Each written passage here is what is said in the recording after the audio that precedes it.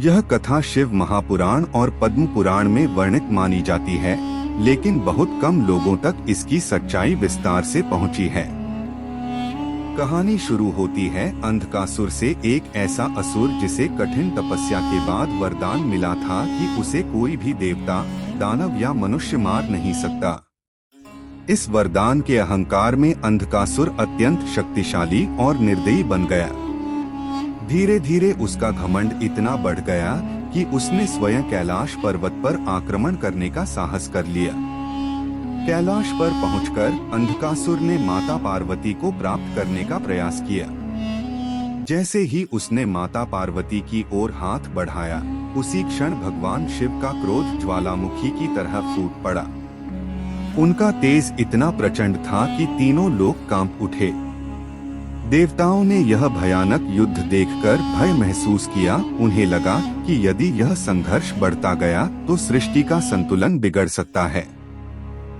इसलिए सभी देवताओं ने भगवान विष्णु से सहायता की प्रार्थना की। भगवान विष्णु तुरंत युद्ध भूमि में पहुंचे। वहां उन्होंने देखा कि भगवान शिव अंधकासुर के सामने खड़े हैं, लेकिन किसी कारण से उसे तुरंत नष्ट नहीं कर रहे। इस दृश्य को देखकर विष्णु के मन में भ्रम उत्पन्न हुआ। उन्हें लगा कि यदि शिव बीच में खड़े रहे तो अंधकासुर को कोई नहीं रोक पाएगा। इसी भ्रम और क्रोध में भगवान विष्णु ने अपना दिव्य अस्त्र सुदर्शन चक्र भगवान शिव की ओर चला दिया। लेकिन अद्भुत घटना हुई। सुदर्शन चक्र भगवान शिव को काट नहीं पाया।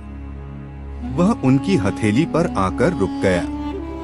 तब शिव मुस्कुराते हुए बोले, यह अस्त्र मेरी ही दी हुई शक्ति से चलता है, यह मुझे कैसे क्षति पहुंचा सकता है। इसके बाद भगवान शिव ने अपना अत्यंत भयानक और विनाशकारी रूप धारण किया, कालाग्नि रुद्र। उनका तेज इतना प्रचंड हो गया कि तीनों लोकों में भय फैल गया और ऐसा लगने लगा कि सृष्टि का संतुलन टूट जाएगा। तभी भगवान विष्णु ने एक ऐसा निर्णय लिया जो ब्रह्मांड में पहले कभी नहीं हुआ था। उन्होंने अपने प्राण, अपना तेज और अपनी संपूर्ण शक्ति भगवान शिव को अर्पित कर दी। उसी क्षण भगवान विष्णु शिव में विलीन हो गए। पुराणों में इस घटना को मृत्यु के समान माना गया है, क्योंकि किसी देवता का अपने अस्तित्व को पूर्ण रूप से दूसरे में समर्पित कर देना देह के लय के समान माना जाता है।